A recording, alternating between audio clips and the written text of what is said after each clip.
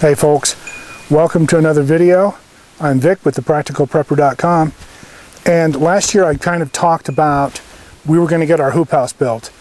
We didn't quite get that done over the winter, but we're now in full swing to get it built. A few things have changed.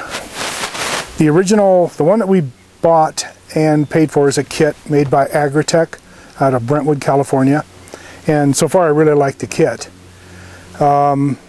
We had to make some changes based on the building department or the county building ordinances. They changed them to grab a little more control of the people and help them help themselves. And if you want to get me on a subject right now, that's it. After spending a lot of time with county planning and county permits, I was just about ready to pull my hair out. You know, if you want ag to move forward, you got to stop regulating this shit to death. So, what happened was, we bought this kit. It is 16 feet wide, it's a 16-foot hoop wide and 48 feet long, and that's what we plan to use. Now, what's happened is, the county has required permits for cold frames or covered ag structures that may be seasonal or non-seasonal. They really covered their ass so they can make some money. And what they did was, they limited it to 208 square feet. So I backed up and rethought it, and I don't give a shit what the county wants.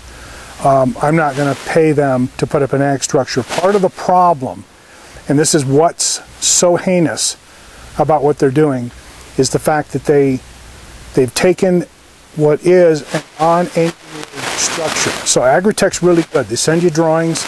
They talk about doing the footings for concrete to give it stability. They talk about all this other stuff. But in the end, it's a non-engineered. Well, what happens is, if it goes to county permit, they will require you to get an engineer to engineer it. So that's going to cost you a ton of money, more than the hoop house ever thought of costing. So my philosophy is screw the county, and I think this actually may work out better for us. I'm going to use this kit and make at least 2. I've got enough to almost make 3 complete hoops. So I'm working to 16 by 16, which is 256 square feet. The county has no say. And so that's what I'm moving forward with now. We've actually moved them around inside the Gardanimal area. We had it running from just about where this fence line is, just about 3 feet in, and all the way down continuous. We broke that up now, and we're going to run from where we planned, but the first hoop will come out to about here. Then we'll have a space in between. The second hoop will start right about here and go 16 feet. And this leaves us a nice piece between the fence. And I'm thinking I want to do a solar dehydrator over there, but that's another story. So anyway, this is where it's going to go. It'll give us a nice wide enough area that I can bring a tractor in if I'm loading soil, if I'm bringing mulch, or if I'm bringing wood chips, whatever I'm doing, I can bring it in. And it makes this wide enough that it's usable. At this end, I've already got the holes dug, so I'm gonna go ahead and punch a couple more, and I'm gonna build kind of a potting bench, a workbench out here. So if we're outside and it's sunny, we can do things out here and not have to go in the hoops. So just to give you an idea of this house, and I'll go through the drawings here with you just to kind of show you. These are the legs, so they will sit in the ground. And I've dug them deep enough so they really disappear. They've got a hole here, and they actually line up, and this actually fits inside that, and then a bolt goes through. The pieces of wood that you see in front of me are a bottom board, and what we'll do is we'll drop those in the hole, and then I'll take a Maddox or something and I'll knock a little slot so this thing sits below grade, and that will keep the wind from picking this up at all. So, I'll give you a quick idea of the hoop. This is one of them, and again, 16 feet wide, and my reach is about 8 feet, so that's pretty close. This might be about 7'6". So that's the size of the hoop. They'll sit on those legs, which will be set in concrete. I was able to get 10 inches around and about 2 feet, between 18 inches and 24 inches deep. For this size hoop, that'll be fine because I'm going to add some additional supports for wind, because we can get a ton of wind here. So I want to make sure these things are. I'm going to add some features to give them support and stability. Probably some guide cables to some ground mounts. So that's cool. But you kind of get an idea of the size of the hoops. So anyway, this morning I'm going to get started with cutting the bottom boards and starting to assemble the frame over the holes. I'm going to assemble the frame and kind of tweak it and get it adjusted before I even pour the concrete. So I want to get everything set where I want it, cut the boards in, clean out the holes, and then I'm ready to start dropping some concrete on the corners. And the funny thing is, we may not even get the plastic on these until fall. I think what we may end up doing, because it looks like we're rolling right into, well, spring is nice right now, and it looks like we'll roll into summer. And I think what we may do is just get some sun cloth and put a sun cover on them until fall, and then we'll put the plastic on them, and I'll frame in the ends and have all that done. And then I think we'll be ready for some fall planting. So then hopefully during the winter we'll end up with some nice veggies to eat when everybody's buying crap out of Mexico. Anyway, let me take a minute. I'll grab the manual and we'll sit down and I'll just go through it real quick and show you what that is. And then I'll cut and I'll come back in a little bit and kind of give you an update. Actually, I think what I'll do is I'll just leave this video and post it, and then I'll give you part 2, because I kind of want to show you how it kind of assembles. I'll give you little bits and pieces as we go. So let's take a look at the manual. Everything comes in a pretty nice little binder here, and so here's the opening page for Agritech. It kind of talks about freight and everything that came in. And really you get this with every hoop house, you know, kind of understanding the billing, do's and don'ts, returns, tech support. And they do have pretty good tech support. I've called them a couple times. So here's a list of screws, types, and where they're going to be used and how to install them. And a list of suggested tools for the construction.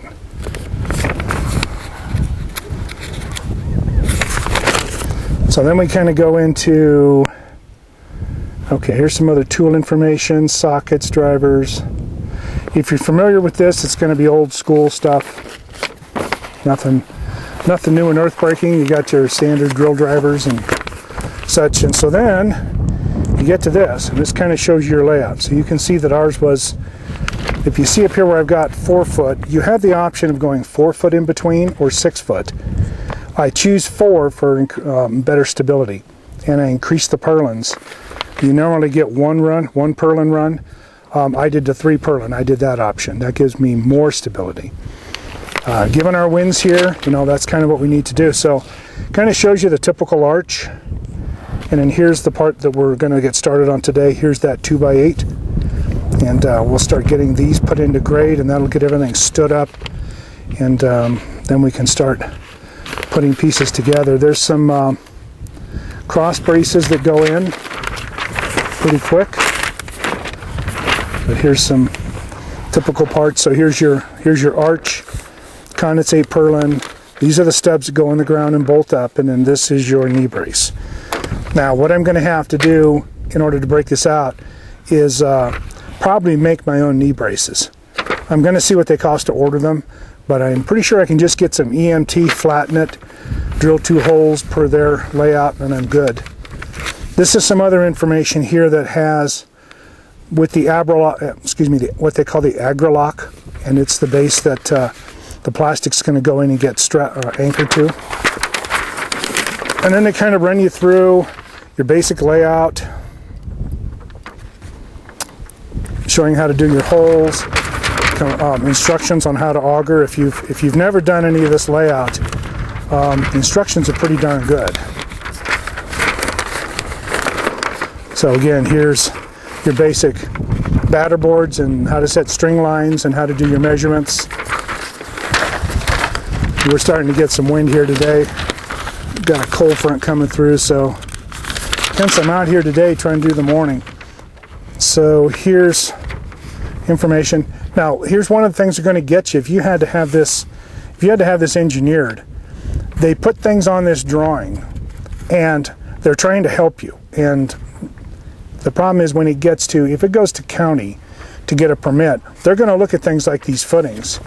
And what they suggest for footings on most of these is going to be this 12-inch by 36. Well, here in Nevada, there's no way in God's green earth we're going to get that kind of depth. Not unless I bring a big machine in, and I'm not going to do it.